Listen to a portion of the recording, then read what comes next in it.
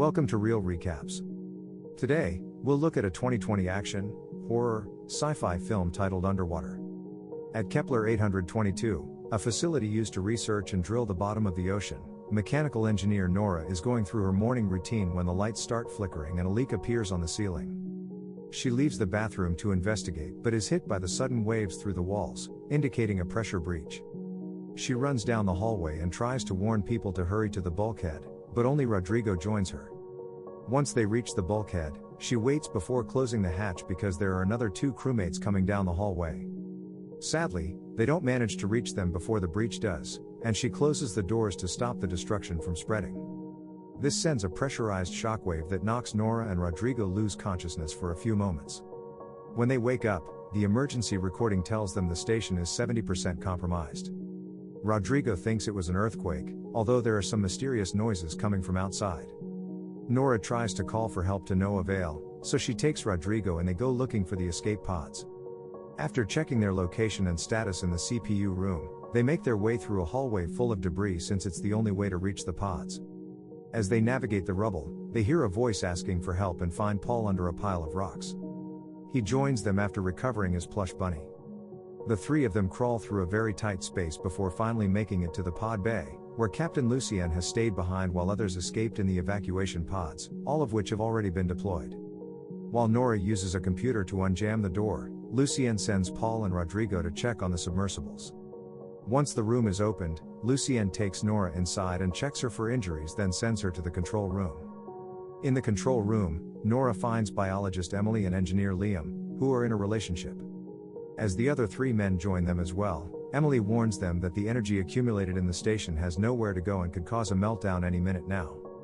Since they have no way to contact the surface, Lucien suggests they should move to a different facility, the Roebuck 641, which would require them to wear pressurized suits and walk 2 miles without knowing what could be waiting for them outside, but the crew doesn't like the idea. Liam plays a recording of the last transmission from the drill site, which sounds like the men were being attacked by the same mysterious noise Nora heard before. The temperature outside has also jumped 10 degrees, which doesn't make sense because water doesn't do that. Seeing as they have no other choice, they accept the plan to go to the Roebuck. The crew starts working on suiting up. Emily is nervous because she has never dived before, and nobody has ever walked outside for longer than a few minutes to fix a pipe. Paul makes sure to bring his plush bunny with him, and Rodrigo checks the 2 last helmets before handing one to Nora. Because of the noises he heard in the recording, Liam decides to grab a gun before leaving, and Paul copies that idea. Once everyone is suited up, they get on the elevator, and Liam warns them that the exterior hatch has been ripped to shreds, so everyone should hold on tight because the pressure will hit them hard. Cracks start appearing on Rodrigo's helmet and Nora notices it, so she tries to tell Liam not to open the door, but it's too late. The water hits them and Rodrigo's helmet implodes, killing him. There's no time to grieve though, they need to get going, so they jump into a cargo lift. Nora feels guilty because she's sure Rodrigo knew his helmet was broken and gave her the last good one on purpose. As the lift takes them down, they receive a distress signal from one of the pods. Thinking they may rescue other survivors, Lucien sends Paul and Liam to investigate, and Paul gives Emily his bunny before leaving. It's dark outside and the platforms are unstable, but the guys keep going as they follow Nora's directions. The weird noises from before can be heard here as well, and they find the pod has imploded and is covered by some strange kind of algae-like organism. They also find a body, so since there's no one to rescue, Lucien orders them to come back, but Paul doesn't listen. He's distracted by a weird, liquefied shape on the back of the body, which suddenly moves and attacks him. Liam shoots the creature and, moments later, they bring it inside. Emily examines it, noticing its talons and the mouth it used to feed on the body, but she can't find any eyes. She's explaining the possibilities of having found a new species when the elevator suddenly loses power and stops moving. The noises from before can be heard outside and Paul realizes the creature they have is a baby, so he shuts the door tight. Nora manages to disengage the elevator, but for some reason, they still aren't moving. All of a sudden, an adult creature appears at the window right before the Kepler explodes.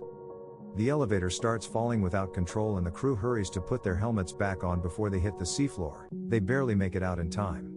Once outside, they need to keep moving fast, because the debris from the explosion is falling all around them. Liam is hit, but Lucien and Nora save him and help him reach an intermediate station, where they discover his oxygen scrubber is damaged. Nora forces a control panel open to call a mover, which they ride through an access tunnel while they hear the creatures following them from outside. Unfortunately, they're forced to stop the mover midway because the tunnel is flooded, so they continue on foot, only to find a moment later that more debris is blocking their way. Since she's the smallest one, Nora volunteers to dive in to find a new way out, and she does. There's a passage under the debris that may be tight but is still big enough for all of them to cross. Lucienne attaches each crew member with wires before sending them in. They all cross through without issues except for Paul, who can be heard saying he sees something behind him.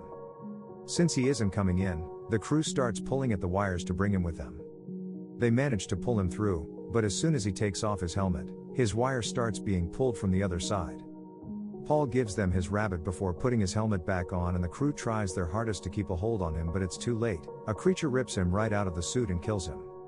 The crew runs away before the creature gets them too and reaches a communications room, where Lucienne tries to ask for help to no avail. Liam sees the drill through the window and wonders how it could have been destroyed like that when it weighs 6,000 tons. Emily replies this is their fault for digging too deep into the bottom of the ocean, and now she's taking it back. She reaches the conclusion that nobody should be down there, and Nora agrees. Lucienne notices the window is starting to crack and points out they can't stay in there any longer, but they're worried about Liam because his suit won't be able to make it. He tells them to go without him because he'll only be dead weight, but the others refuse to leave him behind and agree to help him walk. The four of them go out to cross the ocean floor, and not much time passes before a creature appears swimming around them. They turn the suit lights off, but it isn't of much help. The creature reappears and captures Liam, taking him to a cave. Since they can still see his foot by the entrance, Lucienne enters the cave and finds him alive, so he starts pulling him out. After leaving Liam with the girls, Lucienne goes back into the cave to retrieve the gun, but the creature finds him and pulls him deeper inside, dragging Nora in as well because she's hooked to him through the wires. Nora lands on a floating platform and Lucienne hangs tangled at the edge of it. She intends to help him, but the creature shows up and comes closer to put its mouth on her helmet. Lucienne jumps on the creature to push it away, so the creature drags them with it as it descends deeper into the water. The pressure will kill them both soon, so Lucienne sacrifices himself and unhooks his suit from Nora's, so she floats away before he implodes. Nora loses consciousness for a few seconds, and when she wakes up, she discovers her suit is failing. After being startled by an octopus, she runs away and finds a door that allows her to enter the abandoned shepherd station. After crying over the loss of her captain and changing into dry clothes, she checks out the place. Trying to send Emily a message doesn't work, but she does find a map of the drilling site in Lucienne's old locker. Determined to survive, she puts on a different suit she finds around and grabs a flare gun before going out to the ocean floor again to try to reach the roebuck as they originally planned. She's following the markers when she starts to hear Emily's voice, so she hurries towards her and causes Emily to run as well because she thinks Nora is one of the creatures. Nora jumps on her and calms her down, telling her how proud she is of her for surviving and keeping her boyfriend alive. Together they drag Liam across the floor as they start walking again, keeping their worried minds distracted with chit-chat. Nora tells Emily about her fiancé, who was Liam's best friend and disappeared during a diving mission he took alone. This is why she hates feeling powerless to change anything, and she thinks it's really cool that Liam and Emily have each other. Eventually, they finally come across the glowing roebuck station. As they enter it, they discover there is a nest of those creatures suspended from the ceiling, seemingly sleeping or hibernating. After turning off their suit lights, the girls attempt to sneak through, but their plan fails when Emily's oxygen alarm starts ringing. One of the creatures wakes up and grabs Nora, who tells Emily to grab Liam and run to the door. The creature starts swallowing Nora, so she takes out her flare gun and shoots her from inside, effectively freeing herself. The rest of the creatures are starting to wake up as well, so Nora gets a second flare bullet ready, only to notice the creatures are suddenly being lifted by something huge and growling. Nora shoots her flare gun in the distance and discovers the monster approaching her is the ancient Cthulhu. After a short moment of shock, she starts running away, but Cthulhu lands behind her and causes an explosion that knocks her out. Luckily, she's saved by Emily, who grabs her and takes her inside the station. Nora is running out of oxygen, but her helmet is stuck, so Emily grabs a fire extinguisher and uses it to crack the helmet, allowing Nora to breathe again. After helping Liam out of his suit, the three of them run through different hallways until they find the control room, where they can see Cthulhu and its creatures through the window. Nora checks the station map on the computer, then guides her crewmates to the pod bay.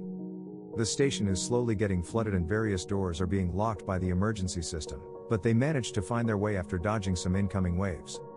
There are 3 pods waiting for them, but only 2 of them are functional, and Nora doesn't inform the others of this. They put Liam in the first pod and send him out with Paul's plush rabbit. Then it's Emily's turn, but she refuses to get in when she discovers Nora's lie.